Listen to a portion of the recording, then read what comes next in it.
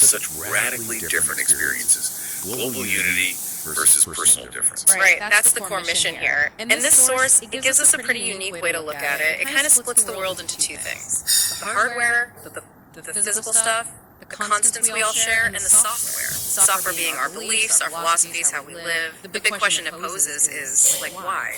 If the hardware is the same, why is the software so wildly different? Yeah, and it starts right off the bat, no messing around. It says, look, Earth isn't America's planet or India's planet. It is God's planet. That God made these continents, this one world just separated by water, sets a big stage. Exactly. So that's the shared hardware. It talks about the physical states, countries, continents, just the geography, really. Yeah. But the software, that's where it gets human. The source says this involves love relationships, and these relationships yield the legacies. Legacies. Yeah. Okay, so not just like inheritance money. This is about values, isn't it? Deep beliefs, ways of seeing the world that get passed down, handed over willingly, it says, so the next generation can protect, preserve, and uphold them, like cultural DNA. And this passing down is key, especially, when things get tough. It happens through what the text calls timely guiding statements or counsels. Basically, wisdom shared during crises. It's how culture gets reinforced when it's challenged, I suppose. Okay, but here's where it gets, well, really interesting for me. The source then doubles down on uniformity.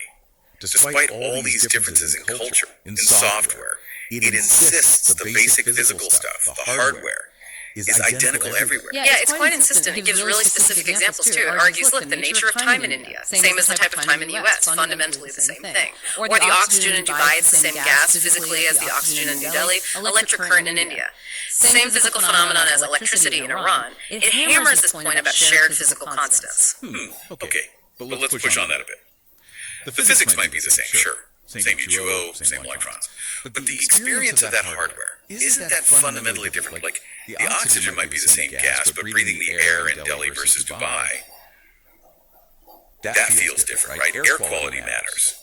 And yeah, the physics of electricity is universal, but having reliable power versus constant outages, that changes everything about how you experience the hardware. Doesn't that instability sort of undermine the uniformity argument? That's a really good point. And the source kind of anticipates that, maybe subtly. It brings in this idea of this segmented life. It admits that, okay, even with the same physics, people live these segmented lives. They follow very different philosophies, different themes of life. And these themes, these are like the local operating systems, you could say. They shape how you use and experience the hardware. They become the native stories, the local rules, the belief systems. Gotcha. So the hardware is the stage, but the software is the play being performed on it.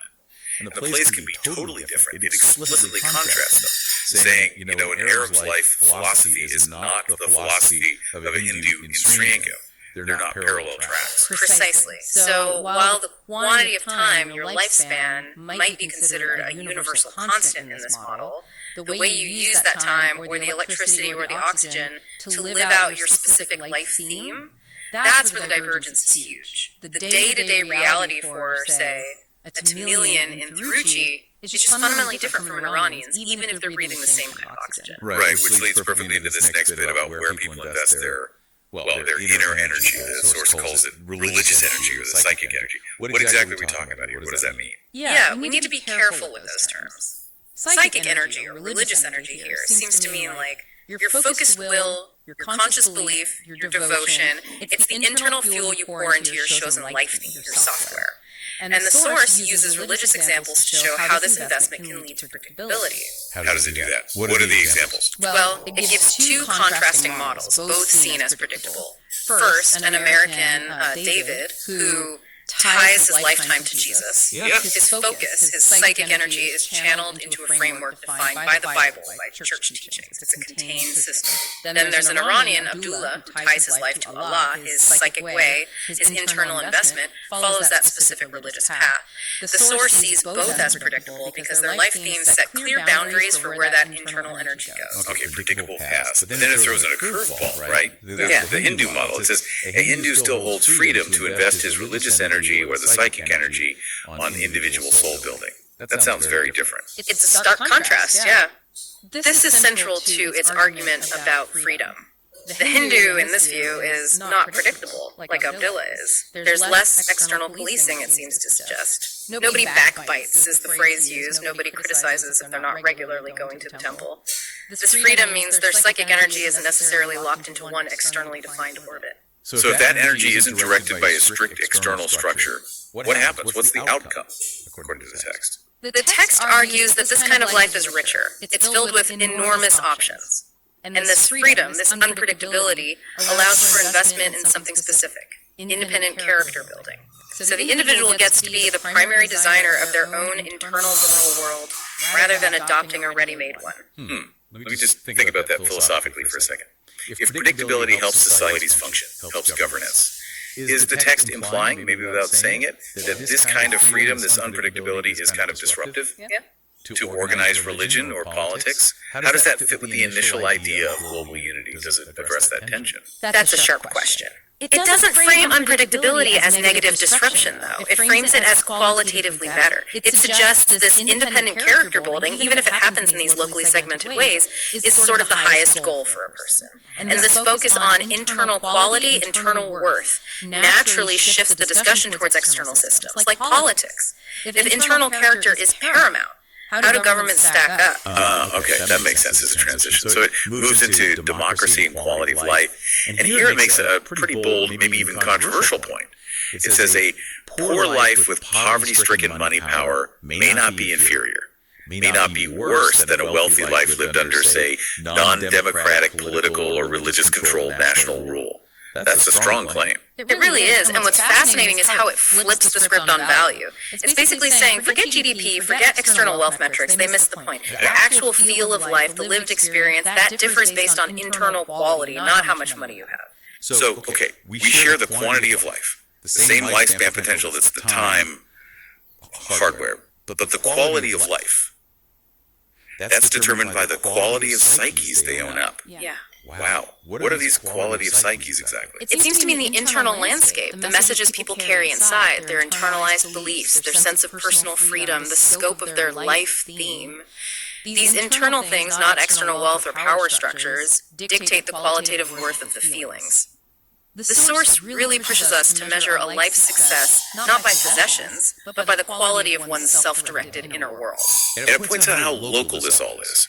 Political standards differ between countries on the same continent, sure. But even within one country, the emotional climate, the collective feel of a place can vary state by state, which just reinforces how powerful that local software is, even when the national hardware is shared. Absolutely. And realizing that the real value is in these internal states and feelings leads to the conclusion. The source talks about feelings in a very physical way, actually. It calls them emissions. Emissions. That's an interesting choice of word. But it immediately raises a problem, doesn't it? A scientific one. This raises an important question. If feelings are physical emissions, do we have any way to measure them? Like, is there a meter for the deepness of feeling in the muscles, as the text puts it?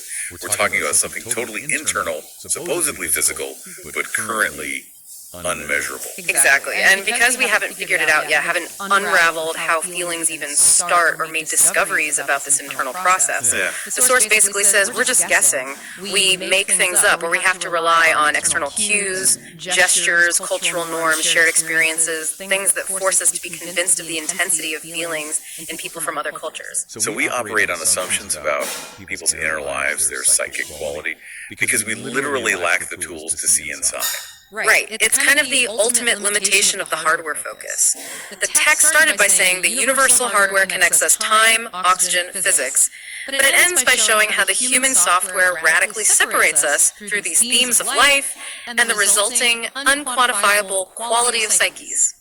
So ultimately, the suggestion is that while our external frameworks, politics, religion differ wildly, the real measure of life quality is internal. It's about that psychic energy, that self-directed character building, and crucially, the freedom to shape your own inner worth, regardless of external circumstances like wealth. It's a powerful challenge to how we usually measure success, isn't it? It really asks us to look inward. So thinking about that final point, given the sources, we haven't figured out how feelings even originate. What assumptions are you, listening now, making today about the internal feelings, the psychic experiences of the people around you, especially those from different backgrounds? And if we can't measure it directly, what would it actually take to be truly convinced of the depth and intensity of someone else's inner world?